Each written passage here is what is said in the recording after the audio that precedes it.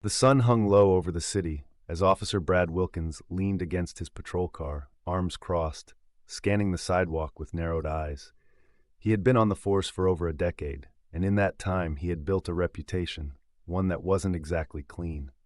He prided himself on keeping order, but his version of order often meant harassing those he deemed out of place. This evening, his gaze landed on a black woman stepping out of a sleek black SUV in front of a coffee shop. She was dressed in a sharp navy blue suit, her heels clicking against the pavement with a confidence that immediately irritated him. She didn't belong here, not in his eyes. Wilkins straightened, adjusting his belt as he watched her glance at her watch, seemingly waiting for someone. His suspicion flared. Why was she just standing there?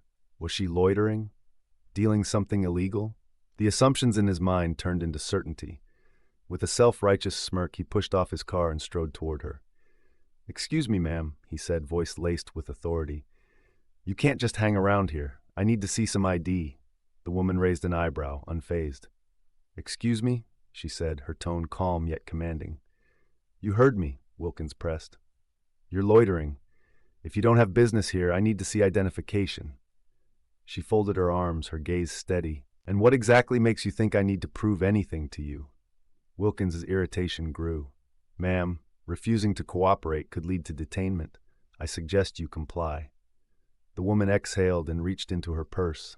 Wilkins' hand twitched toward his holster, but instead of a wallet, she pulled out a leather badge holder. With a flick, she flipped it open. FBI. Wilkins's face drained of color. For a moment, the world seemed to freeze around Officer Wilkins. His eyes locked onto the gleaming badge in the woman's hand, the bold letters spelling Federal Bureau of Investigation sending a chill down his spine. The woman tilted her head slightly, studying his reaction. "I don't believe I caught your name, officer," she said, her voice even but carrying an unmistakable edge of authority.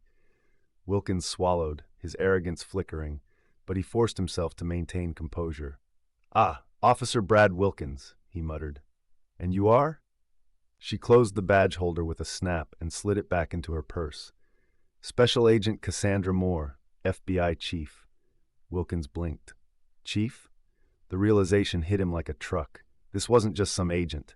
She was a high-ranking official. A few passers-by had slowed down, sensing tension in the air. Some even pulled out their phones. Wilkins felt the weight of their eyes on him, but his pride wouldn't let him back down just yet. "Well, Special Agent Moore," he said, trying to regain control, "I was just following protocol. We've had issues in this area, and I needed to make sure everything was in order." Cassandra let out a quiet chuckle. "Is that so? And tell me, Officer Wilkins, what exactly made me look suspicious enough for a stop?" Wilkins hesitated. He could feel the walls closing in. What was he supposed to say? That she was standing there while black? That she looked too confident? "I don't have to explain myself," he said stiffly. Cassandra's expression darkened. "Actually, officer, you do." Wilkins felt a fresh wave of unease. Something told him he had seriously messed up.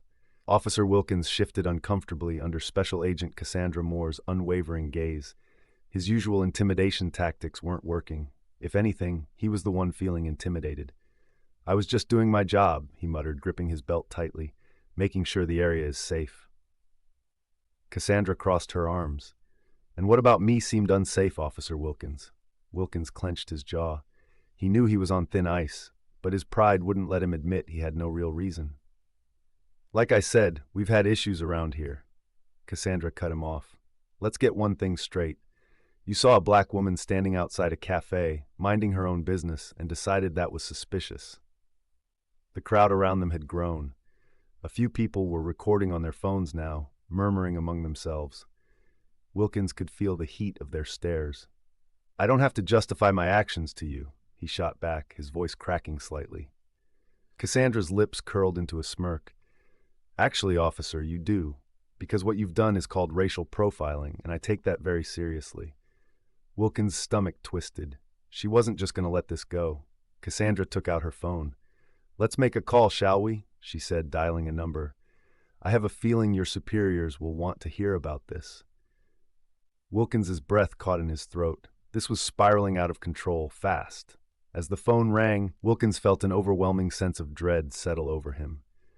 His career was hanging by a thread. Officer Wilkins stood frozen, his heart pounding as Cassandra Moore held the phone to her ear. The silence stretched, interrupted only by the distant hum of traffic and the quiet murmurs of onlookers. Agent Moore, a firm voice answered on the other end. Cassandra didn't break eye contact with Wilkins. Yes, this is Special Agent Cassandra Moore, FBI Chief. I need to report an incident involving one of your officers, Brad Wilkins. Wilkins' mouth went dry. She was calling his department. The crowd shifted closer, their curiosity now mixed with excitement. Some were grinning, sensing that justice was about to be served. The voice on the phone hesitated. What kind of incident? Unjustified stop, racial profiling, and an abuse of authority, Cassandra said, her tone sharp. I need his superior officer on the line. Now. Wilkins raised a shaky hand. Wait, hold on. There's no need for this. I was just... Cassandra held up a finger, silencing him. A few tense seconds passed before another voice joined the call. This is Captain Reynolds. What's going on? Cassandra took a deep breath. Your officer stopped me without cause. When asked why, he gave a vague excuse about issues in the area, an area where I was simply standing, doing absolutely nothing illegal. Captain Reynolds sighed heavily. Agent Moore, I assure you, we take these matters seriously. Officer Wilkins, is this true? Wilkins stammered. Captain, I thought she was loitering. Did she refuse a lawful order? The captain asked. Wilkins' throat tightened. Not exactly. Cassandra stepped forward, her voice cold. I suggest you review the footage that's already being recorded by multiple civilians. Wilkins felt his stomach drop. There was no way out of this. The line went silent for a moment. Officer Wilkins could feel the sweat forming on his brow. The weight of every eye in the crowd pressed down on him. Captain Reynolds finally spoke, his voice carrying a sharp edge. Agent Moore, I apologize for this officer's actions. Rest assured, this will be handled immediately. Wilkins' stomach churned. Captain, wait. No, you wait. Captain Reynolds cut in, his patience gone. We've talked about this before, Wilkins. You've been warned about profiling, and now you've gone and harassed a federal agent. Cassandra folded her arms, watching Wilkins squirm. Captain, I'm not just here to file a complaint. I want action taken. This isn't an isolated incident, is it? Another beat of silence. Wilkins felt like he was sinking. The captain exhaled sharply. No, it's not. A ripple went through the crowd. People exchanged knowing glances, as if they had long suspected this, but never had proof. Officer Wilkins, Captain Reynolds continued, turn in your badge and firearm. Effective immediately, you're suspended pending an internal investigation. Wilkins' heart dropped. Captain, please. This isn't up for discussion, Reynolds snapped. You embarrass the department, and you let your bias dictate your policing. I have no room for that under my command. The crowd erupted into murmurs, some in shock, others in satisfaction. Cassandra gave Wilkins one last look, her gaze unwavering. Maybe next time you'll think twice before abusing your power. Wilkins stood there, his career unraveling in real time. Officer Wilkins felt his hands shake as he reached for his radio. His mind was racing, desperately searching for a way out of this mess. But there was none. The captain's voice was still in his ear. Turn in your badge and gun, Wilkins, now. Wilkins swallowed hard. The weight of his badge, a symbol of his authority, felt heavier than ever as he unclipped it from his chest. Slowly, hesitantly, he removed his firearm from its holster. His hands trembled as he placed both items on the hood of his patrol car. The crowd had grown. More people had gathered, some whispering, others openly recording. Wilkins had never felt so exposed, so powerless. Cassandra stood tall, her expression unreadable. She wasn't gloating, but she wasn't offering sympathy either. This moment right here, Officer Wilkins, she said firmly, is exactly why trust between law enforcement and the black community is broken. You assumed guilt before even seeing me as a person. Wilkins opened his mouth, then closed it. What could he say? He had nothing. A man in the crowd shouted, "Ain't so tough now, huh?" Laughter rippled through the onlookers.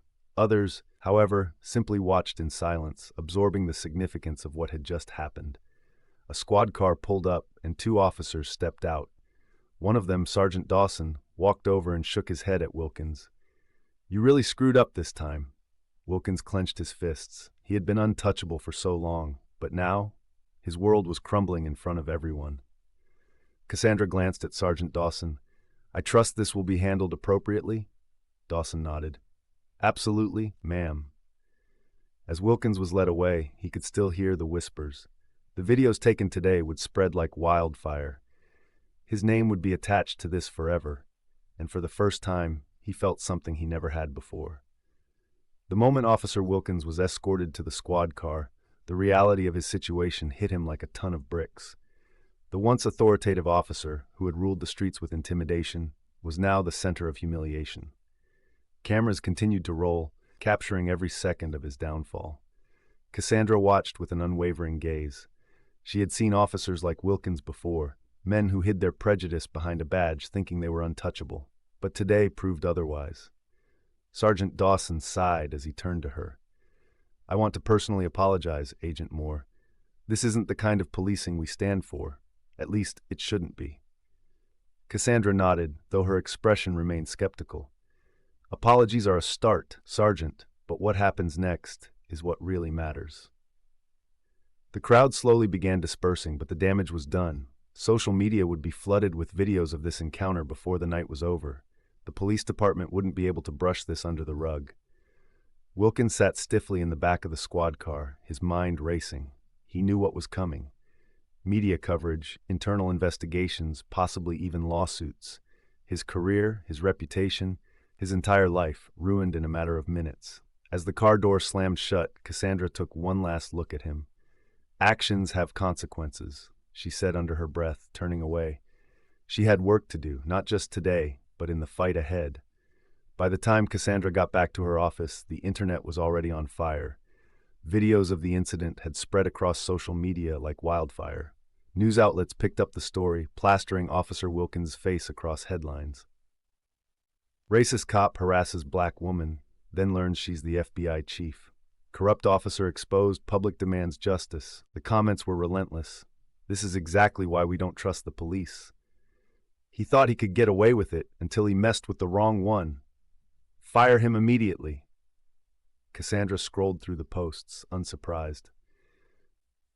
This wasn't the first time she had seen law enforcement abuse their power. But today, people weren't just talking, they were demanding action.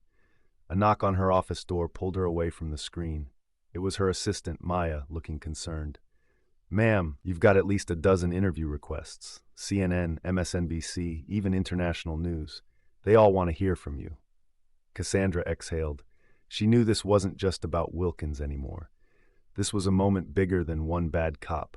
This was about systemic accountability. "I'll talk," she said, standing.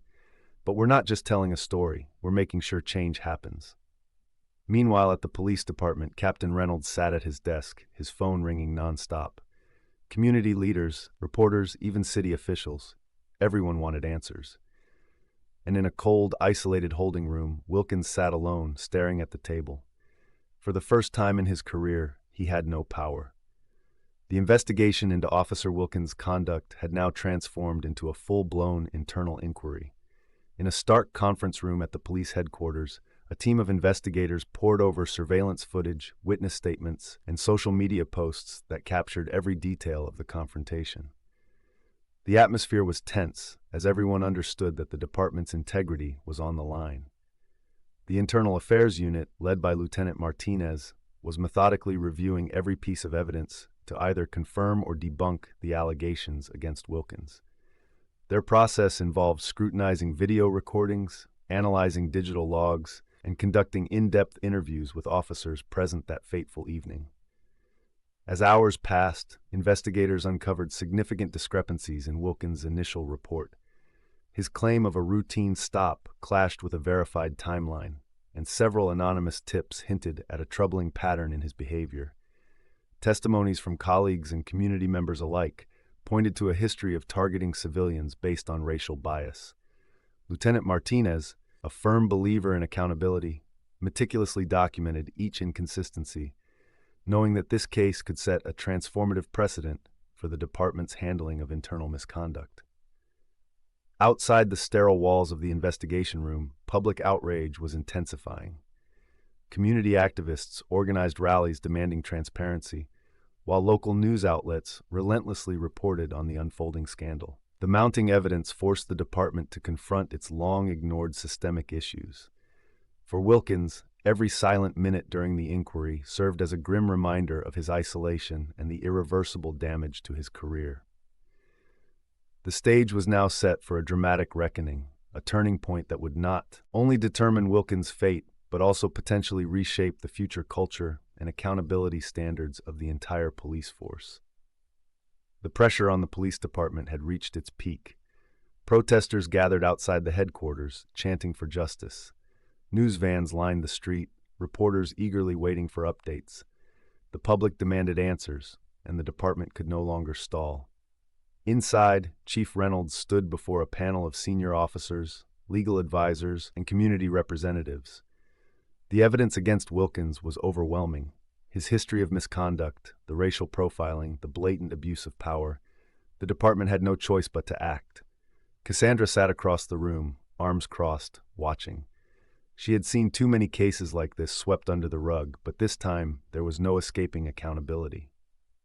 After careful review, Chief Reynolds announced, his voice firm, "Officer Wilkins has been terminated from the force, effective immediately. Furthermore, an independent review of our department's policies will begin, ensuring that incidents like this never happen again." The room was silent for a moment. Then, a flood of reporters rushed to their phones, breaking the story. Outside, the crowd erupted in cheers. Justice had been served. Wilkins, who had been escorted into a private room minutes before the announcement, sat motionless. His hands clenched into fists as he stared at the floor. He had spent years using his badge as a shield. Now, it was gone. Cassandra stood and walked out, her mission far from over. As she exited the building, she saw the protesters, the signs demanding change, the cameras capturing every moment. This was just the beginning. The system had been challenged today, and for once it had responded. But Cassandra knew that real change required more than just one officer's downfall. It required a revolution. The firing of Officer Wilkins sent shockwaves across the country. Major news outlets picked up the story, and within hours, it became a national debate. Talk shows, podcasts, and political commentators weighed in on the issue of racial profiling and abuse of power in law enforcement. Social media exploded with discussions, some praising the swift action against Wilkins, while others criticized the department for allowing him to remain on the force for so long. Cassandra sat in her office, watching as the coverage unfolded. She had received invitations from multiple networks to appear on their programs, but she knew this wasn't about her. It was about something bigger. This was an opportunity to demand real change. Her phone buzzed. It was a call from the mayor's office. "Agent Price," the voice on the other end said, "we'd like to invite you to a roundtable discussion on police reform. The city wants to work with you to implement changes within the department." Cassandra smirked. Now they wanted to listen. "I'll be there," she replied. Meanwhile, at the police department, officers were on edge. Wilkins' dismissal had put everyone under scrutiny, and the department was now being audited for other cases of misconduct. Some officers were defensive, feeling that Wilkins had been made an example of, while others quietly admitted that this reckoning was long overdue. For Wilkins himself, the reality of his downfall had fully set in. His career in law enforcement was over, and he was being investigated for past abuses. His face had become synonymous with corruption, and the community he once policed now saw him as a disgrace. But for Cassandra, this was more than just one man's downfall. This was a battle for justice, and she wasn't done fighting yet. The roundtable discussion on police reform was held in City Hall's grand conference room.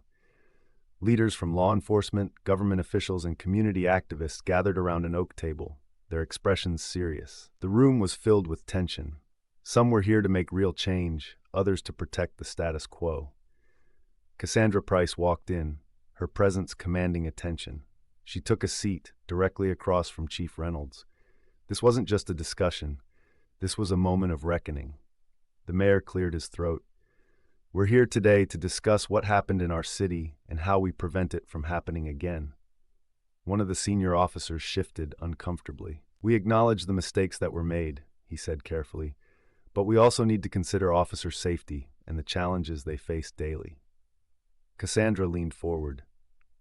"Officer safety?" she repeated.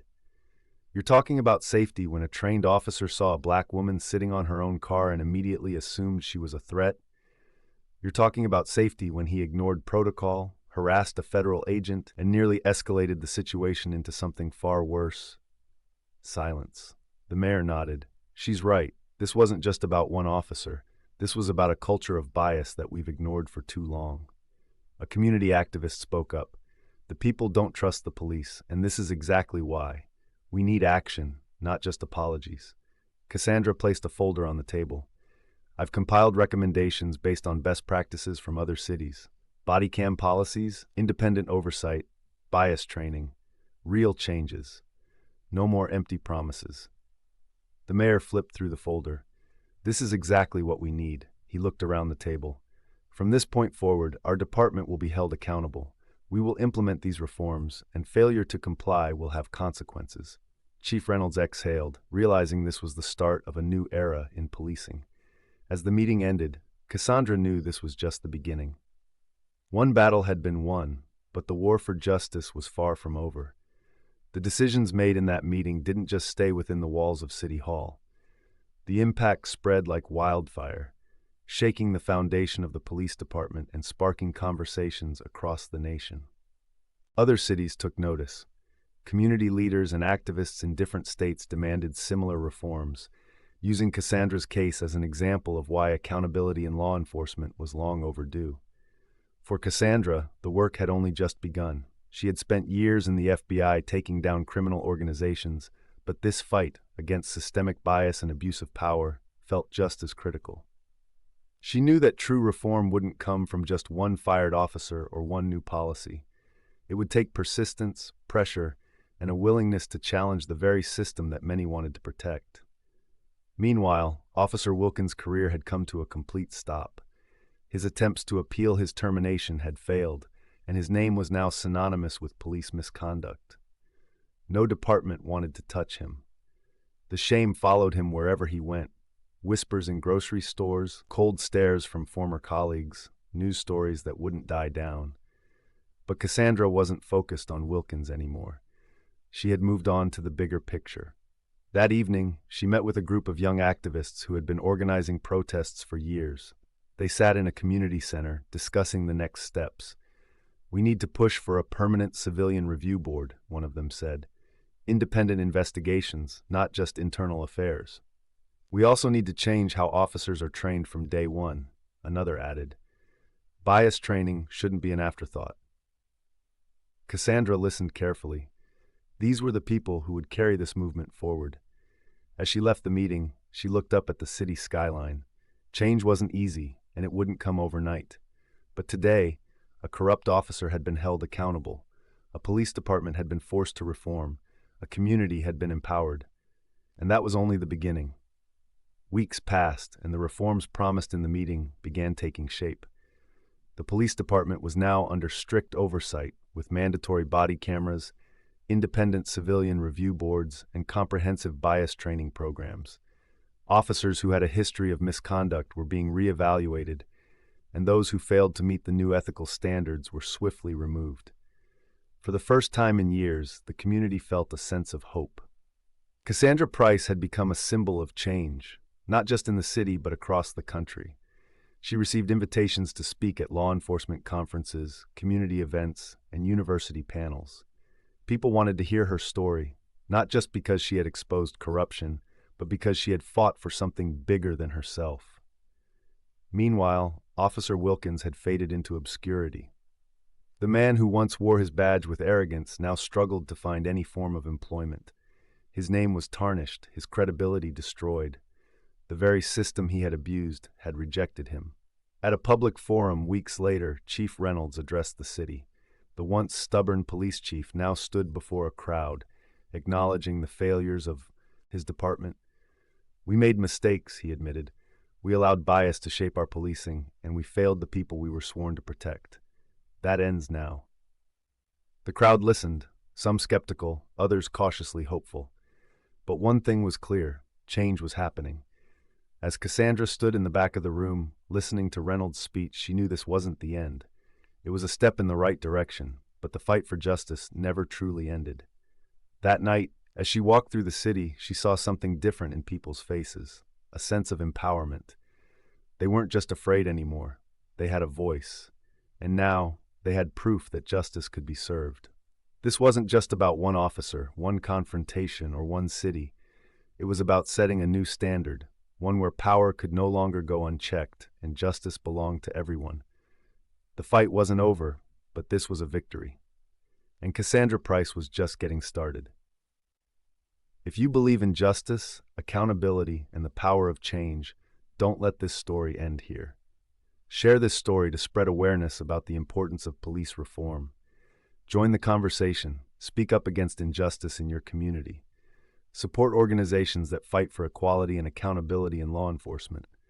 Together, we can make a difference. Change starts with action. Will you be a part of it? Thanks for watching. Please like, share, and subscribe.